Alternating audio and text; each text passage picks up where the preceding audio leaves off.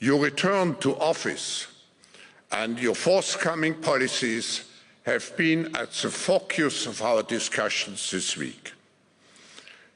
The discussions among 3,000 political and business leaders from over 130 countries who came together here in Davos.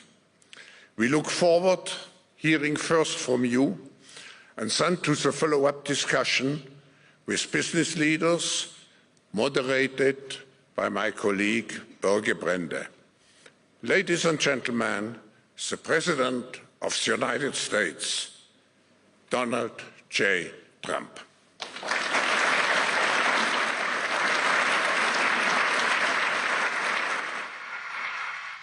Well, thank you very much, Klaus, and hello to everyone in beautiful Davos. This has been a truly historic week in the United States. 3 days ago, I took the oath of office, and we began the golden age of America. The recent presidential election was won by millions of votes, and all seven, every one of them, all seven swing states.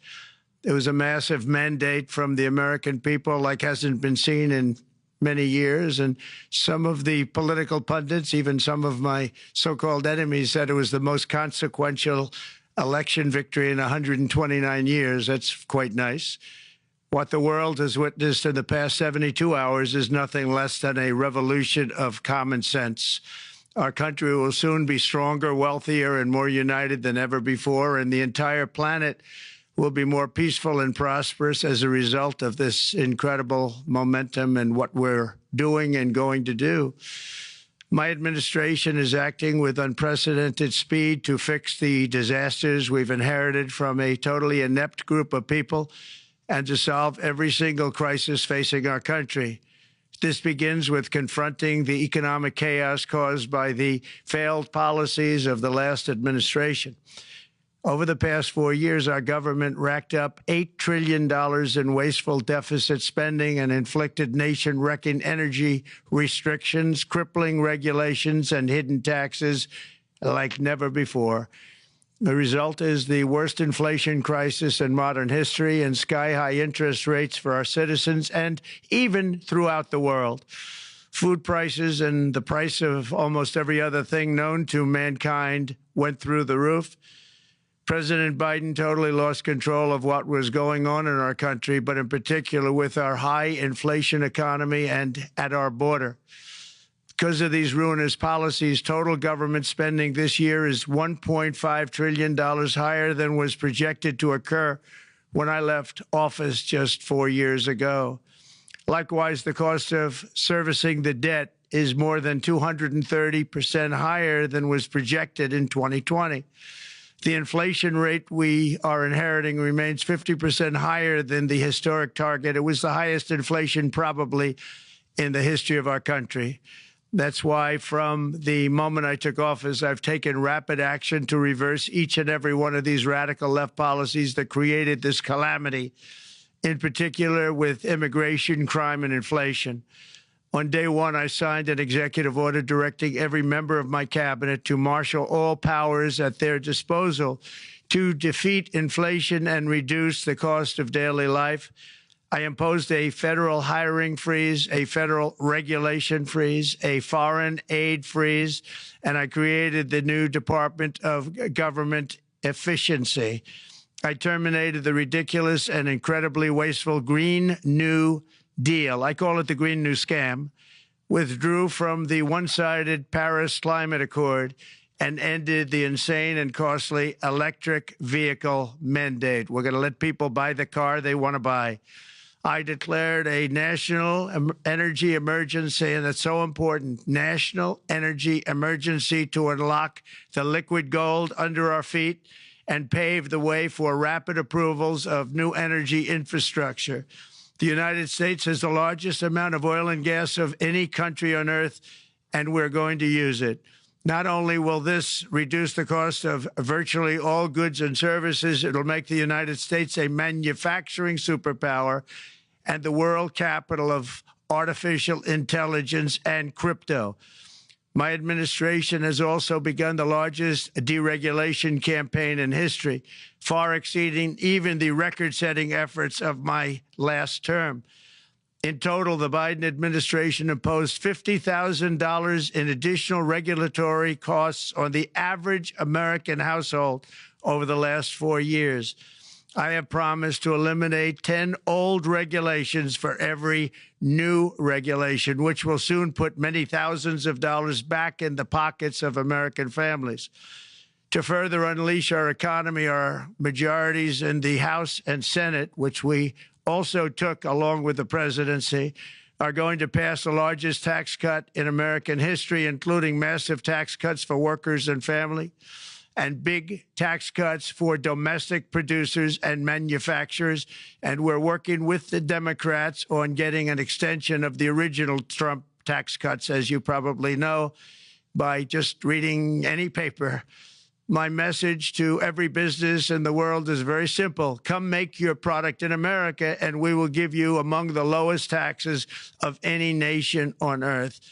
We're bringing them down very substantially, even from the original Trump tax cuts. But if you don't make your product in America, which is your prerogative, then very simply you will have to pay a tariff, differing amounts, but a tariff which will direct hundreds of billions of dollars and even trillions of dollars into our Treasury to strengthen our economy and pay down debt. Under the Trump administration, there will be no better place on earth to create jobs, build factories, or grow a company than right here in the good old USA. Already, Americans' economic, you can see this, I think, maybe even in your wonderful, wonderful room that you're all gathered together, so many of my friends, but Americans, the economic confidence is soaring like we haven't seen in many, many decades, maybe not at all. Upon my election, it was just announced that small business optimism skyrocketed by 41 points in a single month. That's the highest ever. There's never been anything like that. SoftBank has announced between a $100 and $200 billion investment in the U.S. economy because of the election result. And just 2 days ago, Oracle, SoftBank, and OpenAI announced a $500 billion investment in AI infrastructure. Other companies likewise have announced billions and billions and billions, adding up to trillions of investment in America, in the United States. And it's also reported today in the papers that Saudi Arabia will be investing at least $600 billion in America. But I'll be asking the Crown Prince, who's a fantastic guy, to round it out to around $1 trillion. I think they'll do that because we've been very good to them.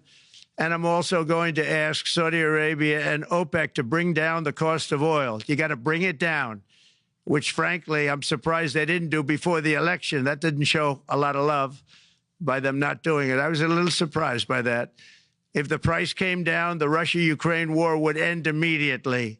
Right now, the price is high enough that that war will continue. You got to bring down the oil price. You got to end that war.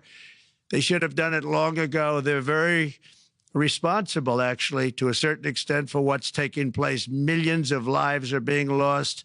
With oil prices going down, I'll demand that interest rates drop immediately, and likewise, they should be dropping all over the world. Interest rates should follow us. All over, the progress that you're seeing is happening because of our historic victory in a recent presidential election, one that has become quite well known throughout the world. I think a lot of things are happening to a lot of countries. They say that there's light shining all over the world since the election, and even countries that we aren't particularly friendly with are happy because they understand what there is a future and how great the future will be. Under our leadership, America is back and open for business. And this week, I'm also taking swift action to stop the invasion at our southern border. They allowed people to come in at levels that nobody's ever seen before. It was ridiculous.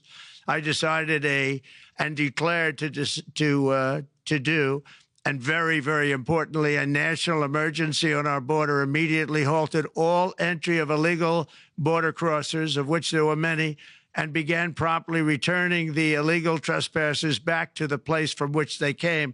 That action, as you've probably seen, has already started very strongly. I've deployed active duty U.S. military and National Guard troops to the border to assist in repelling the invasion. It was really an invasion. We will not allow our territory to be violated. After 4 long years, the United States is strong and sovereign and a beautiful nation. Once again, it's a strong, sovereign nation. In addition, I'm pleased to report that America is also a free nation once again.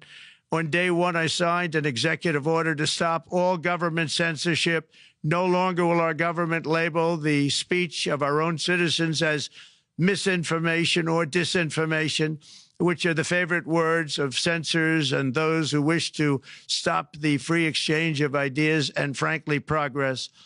We have saved free speech in America, and we've saved it strongly. With another historic executive order this week, I also ended the weaponization of law enforcement against the American people and, frankly, against politicians, and restored the fair, equal, and impartial rule of law. My administration has taken action to abolish all discriminatory diversity, equity, and inclusion nonsense, and these are policies that were absolute nonsense throughout the government and the private sector. With the recent yet somewhat unexpected great Supreme Court decision just made, America will once again become a merit-based country. You have to hear that word, merit-based country. And I've made it official, an official policy of the United States, that there are only 2 genders, male and female. And we will have no men participating in women's sports, and transgender operations, which became the rage, will occur very rarely. Finally, as we restore common sense in America, we're moving quickly to bring back strength and peace and stability abroad.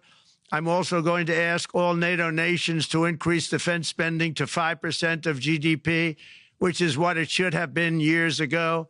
It was only at 2%, and most nations didn't pay until I came along. I insisted that they pay, and they did, because the United States was really paying the difference at that time, and it was unfair to the United States. But many, many things have been unfair for many years to the United States. Before even taking office, my team negotiated a ceasefire agreement in the Middle East, which wouldn't have happened without us, as I think most of the people in the room know. Earlier this week, the hostages began to return to their families. They are returning, and it's a beautiful sight, and they'll be coming in more and more. They started coming back on Sunday. Our efforts to secure a peace settlement between Russia and Ukraine are now hopefully underway. It's so important to get that done. That is an absolute killing field. Millions of soldiers are being killed. Nobody's seen anything like it since World War II. They're laying dead all over the flat fields. It's a flat field farmland, and there's millions of Russians and millions of Ukrainians. Nobody's seen anything like it since World War II. It's time to end it. And here in America, we have big events coming up. Next year, we have the 250th anniversary of America's founding. I'm so honored to be president during that. That's been a big event. They've been talking about it for 10 years. We also have the World Cup, and I understand Gianni's in the room. Infantino, he was very instrumental in helping us get it. He's there with you someplace, I think, and I want to thank him for that. And then we have the Olympics coming up, which I was instrumental in getting also in my first term. And who would have known that by skipping a term, I would get the Olympics? I was upset. I said, you know, I got the Olympics to come and I won't be president. But it turned out through a stroke of luck, or whatever you might call it, that I'm going to be president during the World Cup and the Olympics and the 250th anniversary. So that's going to be 3 big events. And we've accomplished more in less than 4 days. We have really been working 4 days than other administrations have accomplished in 4 years. And we're just getting started. It's really an amazing thing to see. And the spirit and the light over our country has been incredible. Under the last administration, our nation has suffered greatly, but we're going to bring it back and make it greater, bigger, stronger, better than ever before. I want to thank everybody for being with you. I would have been there myself, except the inauguration was 2 days ago. I thought it might be a little bit quick to make it the first stop. but we'll get there one day. We hope to get there. But I do appreciate, I heard the audience is fantastic, and many of my friends are in the audience, and I will be taking questions now from some very distinguished people. Thank you all very much.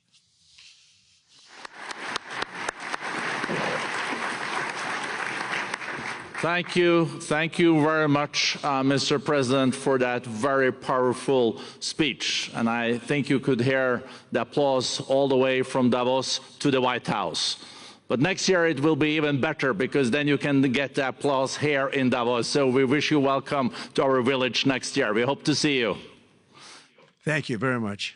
So we also know, Mr. President, that you open up for interaction here. We have a great panel with some of the most distinguished business people in the world. Let me start with someone that you know really well, that I think is almost a neighbor of you in Florida. Mr. Steve Schwarzman, Chairman, CEO, and co-founder of Blackstone Group. So, Steve, floor is yours. Well, Mr. President, I'm sure the Crown Prince of Saudi Arabia will be really glad you gave this speech today.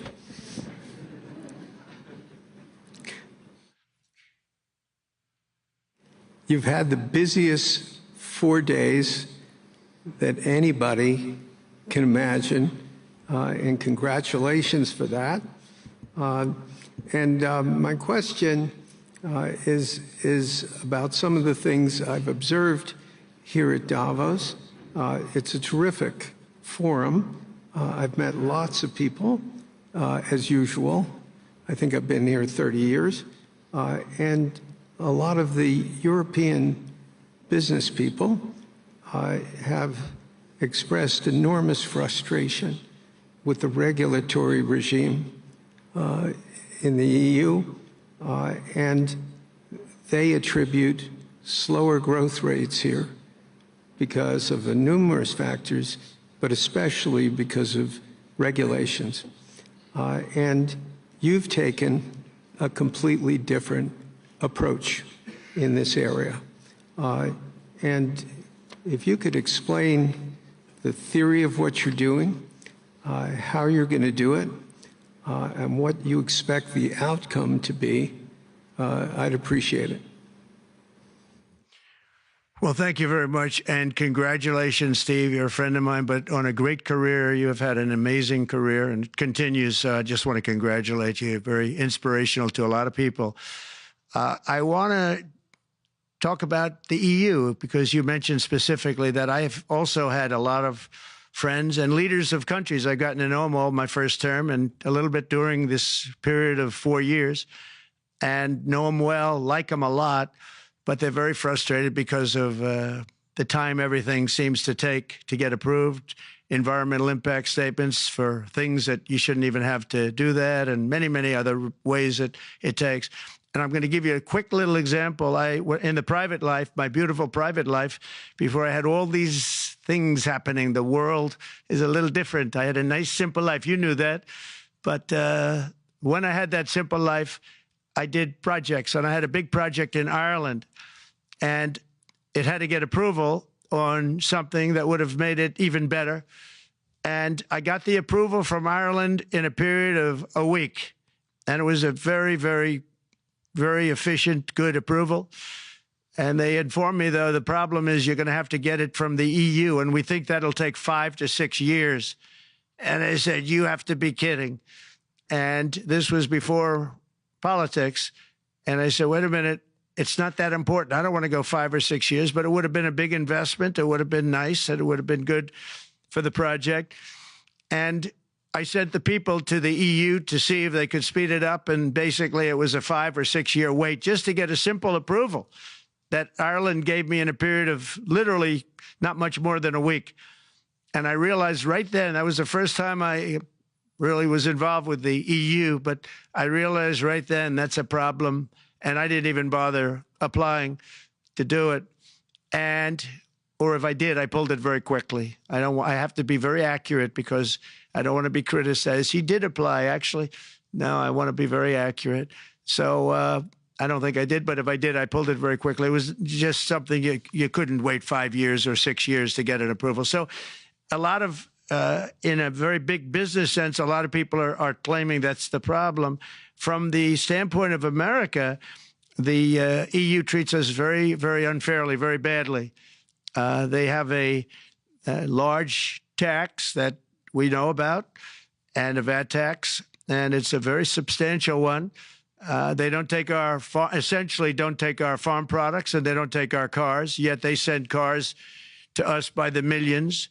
They put tariffs on things that we want to do. Like, for instance, I think they actually, in terms of, these are non-economic or non-monetary tariffs, and those are very bad, and they make it very difficult to bring products into Europe, and yet they expect to be selling, and they do sell their products in the United States. So we have, hundreds of billions of dollars of deficits with the EU, and nobody's happy with it, and we're going to do something about it, but nobody's happy with it. So I think the EU has to speed up their process. Friends of mine that are in some of the nations within the EU, great people, they want to be able to compete better, and you can't compete when you can't go through the approval process fast. There's no reason why it can't go faster. So, I'm trying to be constructive because I love Europe. I love the countries of Europe, but the process is a very cumbersome one, and they do treat the United States of America very, very unfairly with the VAT taxes and all of the other taxes they impose. One other, just to finish up, I got a call from the head of a major airline, one of the biggest airlines in the world, and he said, "Sir, could you help us? What? Landing in Europe is brutal. They charge us fees for everything, and it's so unfair." I said, "How does it compare to China?" He said, it's much worse. And the other thing, as you know, they took court cases with Apple, and they supposedly won a case that most people didn't think was much of a case. They won 15 or 16 billion from Apple. They won billions from Google. I think they're after Facebook for billions and billions. These are American companies, whether you like them or not. They're American companies, and they shouldn't be doing that. And that's, as far as I'm concerned, it's a form of taxation. So we have some very big complaints with the EU. Thank you. Thank you very much, Mr. President. We'll now go to one of your friends in the EU, Patrick Pouyanné. He's the chairman and CEO of Total Energies. I guess you have a question ready, Patrick, for the president. Mr. President, as we understand, energy is at the top of your agenda, and it's an honor for me to represent the energy industry tonight. In this panel, Total Energies is indeed the fourth largest oil and gas and electricity company in the world. I will not ask you a question about the oil price. It's quite clear what you expect from us. I will go to gas more. And our company is the largest #1 exporter LNG from the US company. We are a strong contributor to, and we invest in a mammoth LNG projects in Texas, $20 billion. It's far from 200, but it's $20 billion. And we contribute with that to security of supply to Europe, as we export this LNG to Europe. Some experts fear that if there are too many projects developed in the US on LNG, this could have an inflationary impact on the US domestic gas price. And they recommend a pause on these projects. I would ask you the following question. What are your views about such a pause on investments on LNG in the US? What would happen if you would observe an increased domestic gas price because of these exports? And final question, which is important for Europe, would you agree to guarantee security of supply of US LNG to Europe? Well, in the last part of your question, yes, I would. I would make sure that you get it. If we make a deal, we make a deal, you'll get it. Because a lot of people do have that problem. They make a deal and then it can't get supplied because of war-type problems and other problems. So we would absolutely do that. LNG is very interesting because when I took office for the first term, one of the first things I looked at was there were two very massive plants in Louisiana, a state that has been very good to me, won it by many, many points. And I felt strongly indebted to it, actually. And they said there are two plants that have been under environmental consideration for more than 10 years.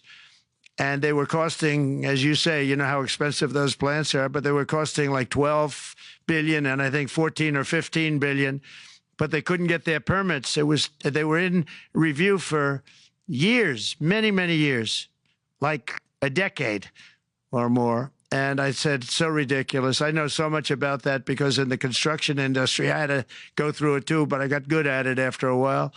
But I saw the projects, and you're talking about a total investment of 25 to $30 billion, and it looked like it was going to end. They couldn't get their permits, and I got them done in less than a week.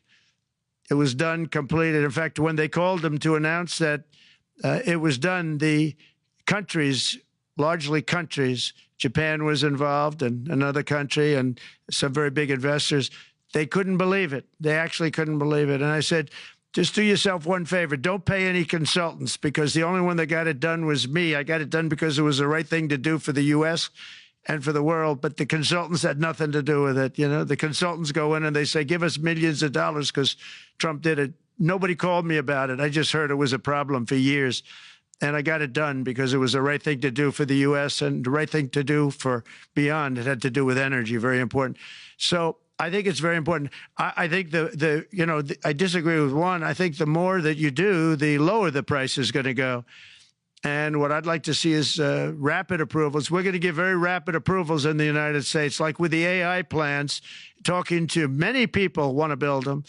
That's going to be a very big thing. We're going to build electric generating facilities. They are going to build. I'm going to get them the approval. Under emergency declaration, I can get the approvals done myself without having to go through years of waiting. And the big problem is we need double the energy we currently have in the United States. Can you imagine? For AI to really be as big as we want to have it, because it's a very competitive, it'll be very competitive with China and others. So I'm going to give emergency declarations so that they can start building them almost immediately. And I think it was largely my idea because nobody thought this was possible. It wasn't that they were not smart, because they're the smartest. But I told them that what I want you to do is build your electric generating plant right next to your plant as a separate building, connected. And they said, wow, you're kidding. And I said, no, I'm not kidding. You don't have to hook into the grid, which is old and, you know, could be taken out. If it's taken out, they wouldn't have any way to get any electricity. So we are going to allow them to go on a very rapid basis to build their plant, build the electric generating plant. They can fuel it with anything they want, and they may have coal as a backup, good, clean coal, you know. If there were a problem with a pipe coming in, as an example, you're going with gas, oil or gas, and a pipe gets blown up or for some reason doesn't work, there are some companies in the U.S. that have coal sitting right by the plant so that if there's an emergency, they can go to that short-term basis and use our very clean coal. So that's something else that a lot of people didn't even know about, but nothing can destroy coal, not the weather, not a bomb, nothing. It might make it a little smaller, might make it a little different shape, but coal is very strong as a backup. It's a great backup to have that facility, and it wouldn't cost much more money. And we have more coal than anybody. We also have more oil and gas than anybody. So we're going to make it so that the plants will have their own electric generating facilities attached right to their plant. They don't have to worry about a utility. They don't have to worry about anything. And we're going to get very rapid approvals. Thank you. Thank you so much, Mr. President. We'll now go to another CEO that you know very well, Brian Moynihan, the CEO and chair of Bank of America. Good afternoon, Mr. President, and congratulations, and obviously an eventful week for you and your family. If you remember, 5 years ago, you came here and we walked among 150 CEOs from all over the world, and you engaged with them about your policies and your procedures. This year you're not here, and yet this week was eventful from the orders that you mentioned earlier, literally a wave of orders coming out on immigration, on trade, and many other matters. And so, as a representative of the United States here, we got a lot of questions about what does all this mean and how would the president square this with his clear focus on growth, prosperity, market growth, stock market growth, a good bond market, and bringing down prices. So how do you think about the impact of all these orders and how fast they come out and how you're going to balance them with that scorecard of being successful in both continuing GDP growth, bringing down inflation, and also having a good stock price appreciation for the American citizen? Well, I think it's going to actually bring down inflation. It's going to bring up jobs. We're going to have a lot of jobs. We're going to have a lot of companies moving in. You know, Brian, we're at 21%. It was at 40%, and I got it down to 21%, the corporate tax. And it was actually, if you look at state and city, it was in many cases much higher than 40%. I got it down to 21%. And now we're going to bring it down from 21 to 15% if, there's a big if you make your product in the U.S. So we're going to have the lowest, just about the lowest rate. It'll be, the 21 is on the low side worldwide. The 15 is about as low as it gets. And by far the lowest of a large country, a large, you know, rich, powerful country by far, not even a contest. So we're going to bring it down to 15% if you make your product in the USA. So that's going to create a tremendous buzz. We're also probably going back to the one-year deduction where we deduct, you know, we did that originally, and that was amazing what the impact that had, the one-year deduction, which built up over a period of time, and then it expires. But we're going to go back to that when we do the renewal of the Trump tax plan. We have to get Democrats to approve it. But, you know, if the Democrats didn't approve it, I don't know how they can survive with about a 45% tax increase, because that's what it would be. And so I think they're going to do. We've been working along with them pretty well. I think it's very hard for a political group to say, let's charge people 45% more. So I think we're in good shape. But we're actually doing a reduction for business and small businesses where you're going to bring it down to 15%, which is really something. And by the way, speaking of you, and you've done a fantastic job, but I hope you start opening your bank to conservatives, because many conservatives complain that the banks are not allowing them to do business within the bank. And that included a place called Bank of America. They don't take conservative business. And I don't know if the regulators mandated that because of Biden or what, but you and Jamie and everybody, I hope you're going to open your banks to conservatives, because what you're doing is wrong. Mr. President, I'll say that your friend Gianni said hello, told me to tell you hello, and we look forward to sponsoring the World Cup when it comes, both this summer for the club and next year. So thank you for getting that for the United States. Thank you very much, Brian. Thank you, Mr. President. We'll now go to Anna Butin. She's the executive chairman of Banco Santander, one of the big European banks, and also in the U.S. So, Anna. Mr. President, congratulations on a historic victory. I believe you don't know me as well as my fellow panelists, so a few words. Santander is one of the largest banks in the world by number of customers, 170 million. That's more than my friend Brian or my friend Jamie have. And those... They fixed the regulation. That's coming, that's coming. That was cheeky.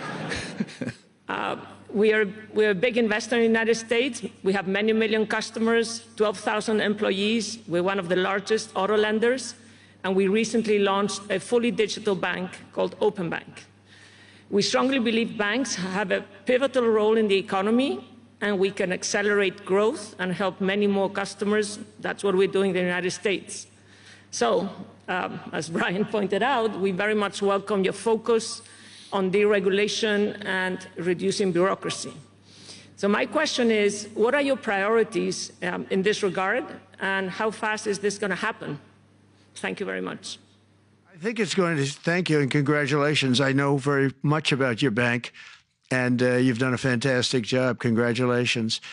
We are going to move very quickly. We've moved very quickly. We've done things in the last 3 days that nobody thought were possible to do in years. And it's all taken it's all taking effect. It's going to have a huge impact on the economy, a huge positive impact. Money was being wasted on crazy things. I mean, the Green New Deal was such a total disgrace, how that was perpetrated. And it was conceived of by people that were average students, less than average students, I might add, and never even took a course in energy or the environment. It was just a game. Remember, the world was going to end in 12 years? Remember that? Well, the 12 years has come and gone. It was going to end. It was going to all foam into earth. But, you know, the time has come. These people, and they really scared the Democrats large. I can't say the Republicans. The Republicans maybe could have fought harder to stop it, but it's been a tremendous waste of money. You know, during my 4 years, we had the cleanest air, we had the cleanest water, and yet we had the most productive economy in the history of our country. We had the most productive economy until COVID came. We had the most productive in the history of our country by far, and actually, you could look worldwide. We were beating everybody from China to everybody else. So, and we think we really now, with what we have learned and all of the other things that have taken place, we think we can even far surpass that, actually far, far surpass it. But we do, one thing we're going to be demanding is we're going to be demanding respect from other nations. Canada, we have a tremendous deficit with Canada. We're not going to have that anymore. We can't do it. I don't know if it's good for them. As you probably know, I say you can always become a state. And if you're a state, we won't have a deficit. We won't have to tariff you, et cetera, et cetera. But Canada has been very tough to deal with over the years. And it's not fair that we should have a $200 billion or $250 billion deficit. We don't need them to make our cars, and they make a lot of them. We don't need their lumber because we have our own forests, et cetera, et cetera. We don't need their oil and gas. We have more than anybody. So, you know, just as an example, with Mexico, we're dealing with Mexico, I think, very well. And we're just, you know, we just want to be treated fairly with other nations, because there's hardly a nation in the world, and I blame this on us, and I blame it on politicians that, for some reason, probably mostly it's stupidity, but you could also say other reasons, but mostly stupidity. They've allowed other nations to take advantage of the U.S., and we can't allow that to happen anymore. You know, we have debt. It's a very small debt when you compare it to value, the value of the assets that we have, but we don't want to do that. We want to just have debt be obliterated, and we'll be able to do that fairly rapidly. And a lot of good things are going to happen. And honestly, good things are going to happen for the world, and good things are going to happen for the people that are dealing with us, allies and beyond allies. One thing very important, I really would like to be able to meet with President Putin soon and get that war ended. And that's not from the standpoint of economy or anything else. It's from the standpoint of millions of lives are being wasted. Beautiful young people are being shot in the battlefield. You know, the bullet, very flat land, as I said, and the bullet goes, there's no hiding. And a bullet, the only thing going to stop the bullet is a human body. And you have to see, I've seen pictures of what's taken place. It's a carnage, and we really have to stop that war. That war is horrible. And I'm not talking economy. I'm not talking economics. I'm not talking about natural resource. I'm just talking about there's so many young people being killed in this war, and that's not including the people that have been killed as the cities are being, you know, knocked down building by building. So we really should get that stopped. Likewise, in the Middle East, I think we've made a lot of progress in the Middle East, and I think that's gonna come along pretty well. Thank you. Thank you, Mr. President. We know that the most consequential relationship in the world is between the U.S. and China. U.S. 28% of the global economy, China close to 20%. That's almost half of the global GDP. And we know that you called President Xi Jinping last Friday. We heard that you had a good discussion. How do you see the relationship between the U.S. and China in the next 4 years under your leadership? He called me, but I see it very good. I think that we're going to have a very good relationship. all we want is fairness. We just want a level playing field. We don't want to take advantage. We've been having massive deficits with China. Biden allowed it to get out of hand. He's $1.1 trillion deficit. It's ridiculous. And it's just an unfair relationship. And we have to make it just fair. We don't have to make it phenomenal. We have to make it a fair relationship. Right now, it's not a fair relationship. The deficit is massive, as it is with other countries, a lot of Asian countries, actually. But we have deficits that are very big, and we can't keep doing that. So we're not going to keep doing that. But I like President Xi very much. I've always liked him. We always had a very good relationship. It was very strained with COVID coming out of Wuhan. Obviously, that strained it. I'm sure it strained it with a lot of people, but that strained our relationship. But we always had a great relationship, I would say, and we look forward to doing very well with China and getting along with China. Hopefully, China can help us stop the war with, in particular, Russia, Ukraine. They have a great deal of power over that situation, and we'll work with them. And I mentioned that with during our phone conversation with President Xi, and hopefully we could work together and get that stopped. We'd like to see denuclearization. In fact, with President Putin, prior to an election result, which was frankly ridiculous, we were talking about denuclearization of our two countries, and China would have come along. China has a much smaller, right now, nuclear armament than us, or field than us, but they're going to be catching it at some point over the next 4 or 5 years. And I will tell you that President Putin really liked the idea of cutting way back on nuclear. And I think the rest of the world, we would have gotten them to follow. And China would have come along, too. China also liked it. Tremendous amounts of money are being spent on nuclear. And the destructive capability is something that we don't even want to talk about today because you don't want to hear it. It's too depressing.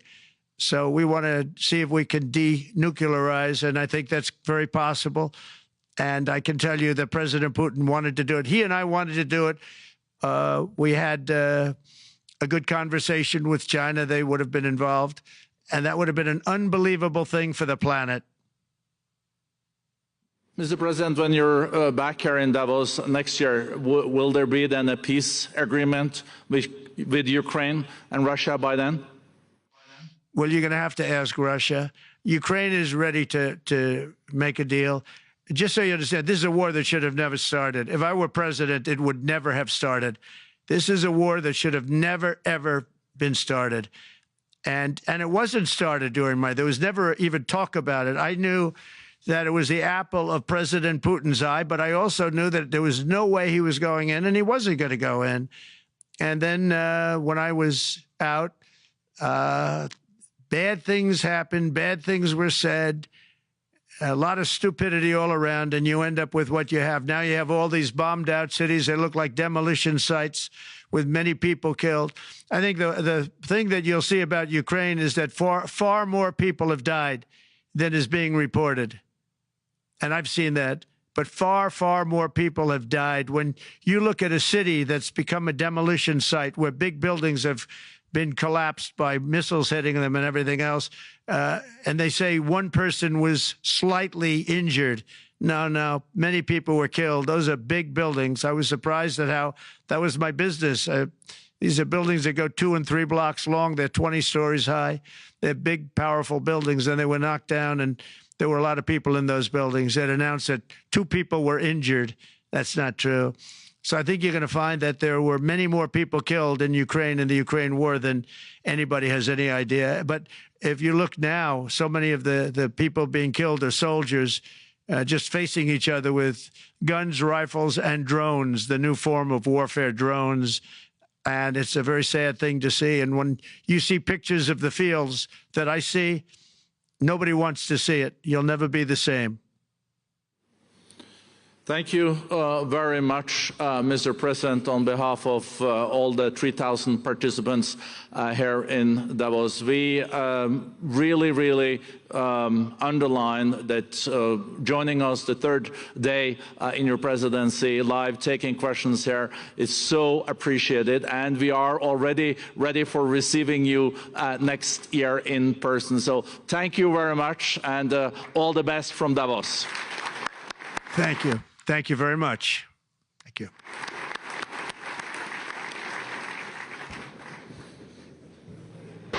Sorry, I have to say that. I mean, I've